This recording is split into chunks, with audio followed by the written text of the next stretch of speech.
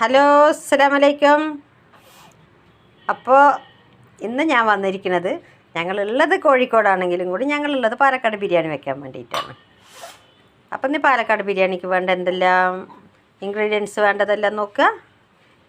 വലിയ ഉള്ളി 4 എണ്ണം ഞങ്ങൾ ഉപയോഗിക്കുന്നതാണ്. എല്ലാവരും ഇതേ അളവ് ഉപയോഗിക്കുന്നതായിരിക്കില്ല. ഇഞ്ചി 100 ഗ്രാം, ഇഞ്ചി വെളുത്തുള്ളിയും കൂടി അരച്ചതാണ്. ഇത് ചെറിയ ഉള്ളി ചതച്ചതാണ്. പുതിന, മല്ലിയില, തക്കാളി 5 എണ്ണമാണ് തക്കാളി എടുത്തിരിക്കുന്നത്. 10 പച്ചമുളക്, പിന്നെ തൈര്, 1 കിലോ അരി, 1 കിലോ അരി. ഇതിൽക്കൊരു ചെറുനാരങ്ങയും കൂടി വേണം. അപ്പം നമുക്ക് പ്രിപ്പറേഷൻ ചെയ്യുന്നത് കാണാം.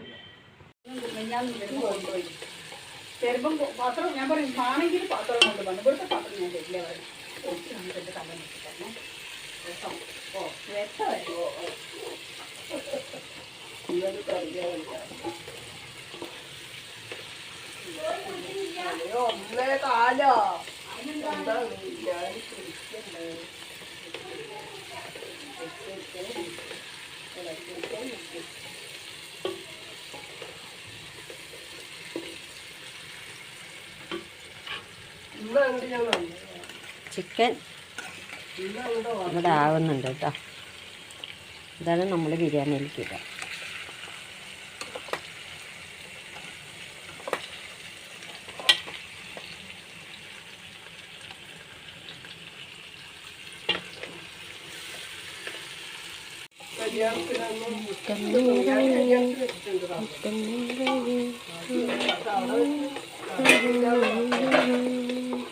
അപ്പോൾ ഉള്ളി ഇതാട്ടോ, ഉള്ളി ഇതാവുന്നുണ്ട്. ചിക്കൻ ഇവിടെ ആയിക്കൊണ്ടിരിക്കുന്നുണ്ട്. അപ്പോൾ നമുക്ക് ഇനി ഇതിലേക്ക് ചെറിയ ഉള്ളി ചതച്ച് വെച്ചിട്ട് ഇട്ട് കൊടുക്കാം കേട്ടോ. അപ്പോൾ അതും കൂടി ഇതിൽ കടന്നിട്ട് ഫ്രൈ ആവട്ടെ.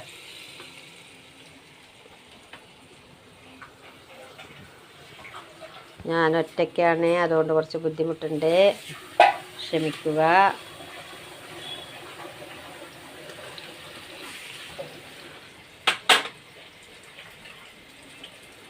അപ്പോൾ അതാ അതിലേക്ക് ഉള്ളി ഇട്ട് കൊടുത്തു.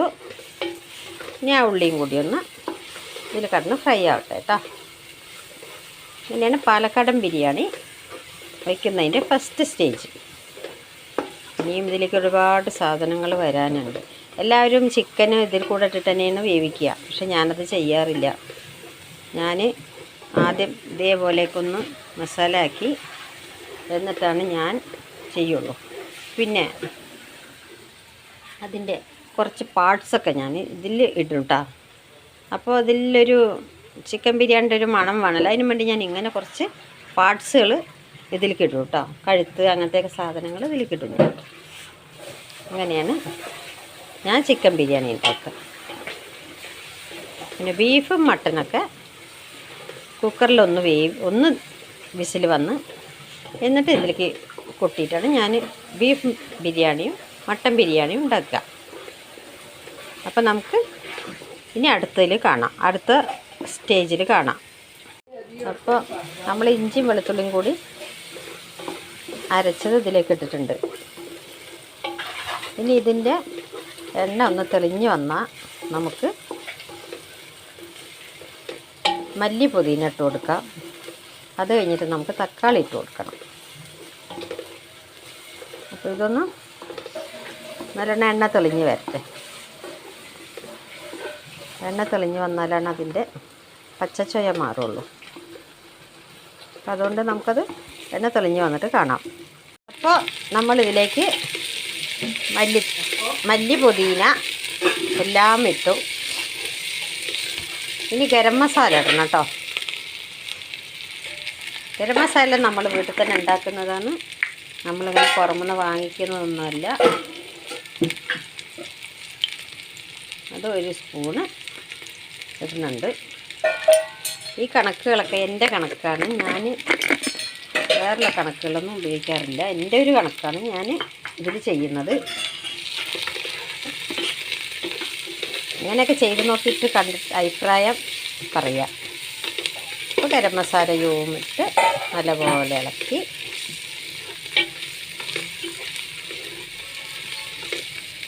ഈ മല്ലിയും പുതിനയും ഒന്ന് വാടി വരണം നല്ലോണം.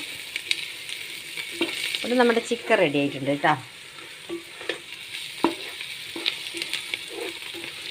അപ്പോൾ ഇതൊന്ന് വാടി വരട്ടെ കേട്ടോ.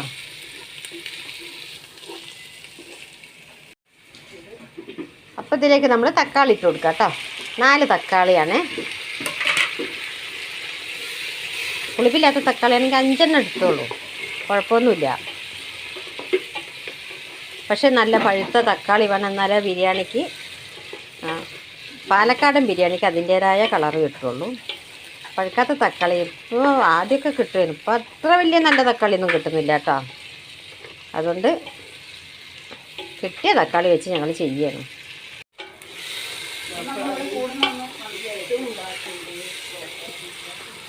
ഇത് നല്ലോണം ഒന്ന് ഫ്രൈ ആവണം കേട്ടോ. നല്ല ഫ്രൈ ആയാലാണ് ആ ബിരിയാണിക്ക് അതിൻ്റെ ടേസ്റ്റ് കിട്ടുള്ളൂ.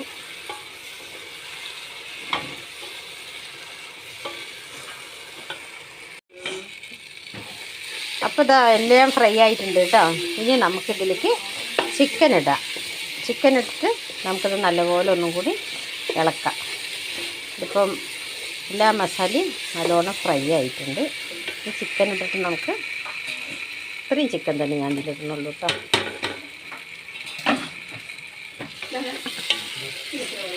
ഈ ചിക്കൻ മാത്രമേ ഇതിലിടുന്നുള്ളൂ കേട്ടോ.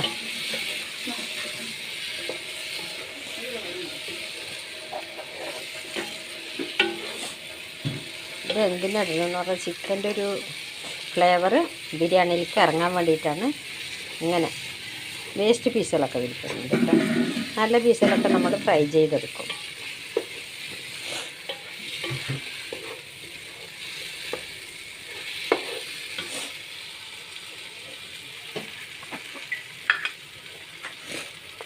ഇതിലേക്ക് കുറച്ച് മുളക് പൊടി ഇടണം.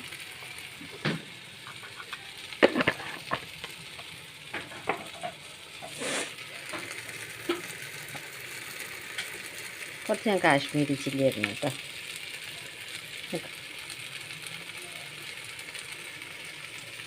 അപ്പോൾ ഇതാട്ടോ ഈ ഷേപ്പിലായിട്ടുണ്ട് കേട്ടോ. ഇനി കുറച്ചും കൂടി മസാല ഒന്നും ആകാനുണ്ട്. അപ്പോഴേക്കും ഭയങ്കര ദാഹം. അപ്പോൾ എന്നാൽ പിന്നെ ഒരു ലൈം കുടിക്കാമെന്ന് വിചാരിച്ചു.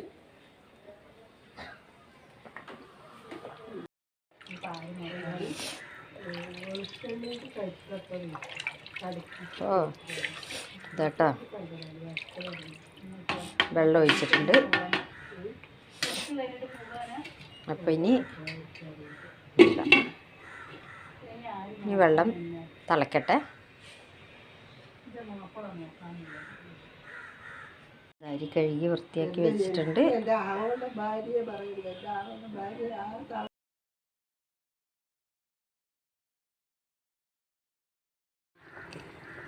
അപ്പോൾ ഇത് വെള്ളം നന്നായി തിളച്ച് വന്നിട്ടുണ്ട് കേട്ടോ. അപ്പോൾ നമുക്കതിലേക്ക് കഴുകി വെച്ച അരി ഇട്ട് കൊടുക്കാം കേട്ടോ.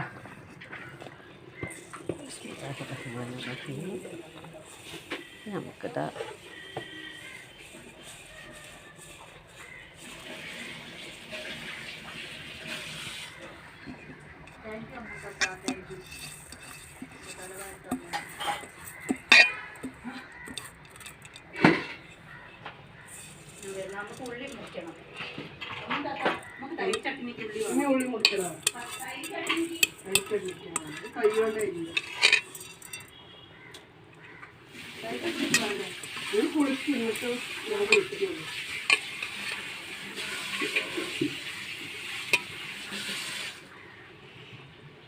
ഒരു വറ്റ് പോലും ഒരരി പോലും കളയാൻ പറ്റില്ല.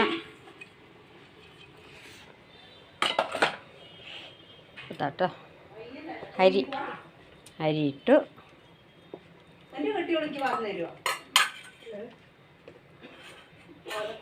ഇത് നമ്മൾ കുറച്ചും കൂടി കഴിഞ്ഞ് ദമ്മിടാം കേട്ടോ.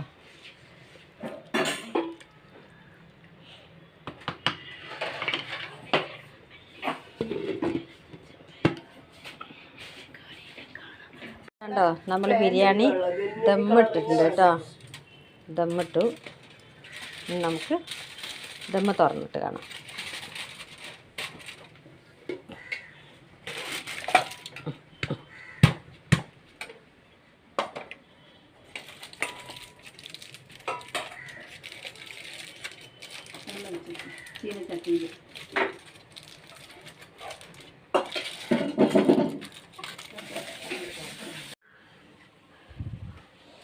നമുക്കിതൊന്ന് തുറന്ന് നോക്കാം കേട്ടോ.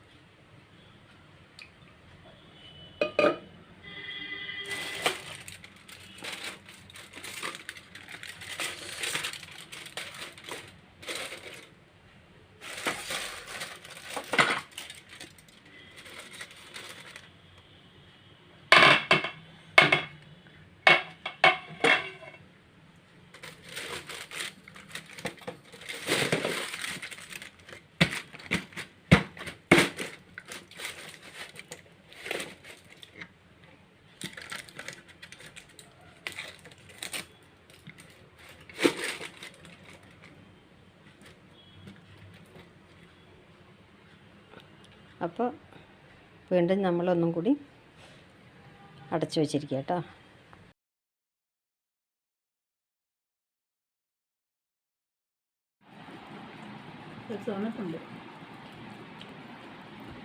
കുറച്ച് ഉള്ളി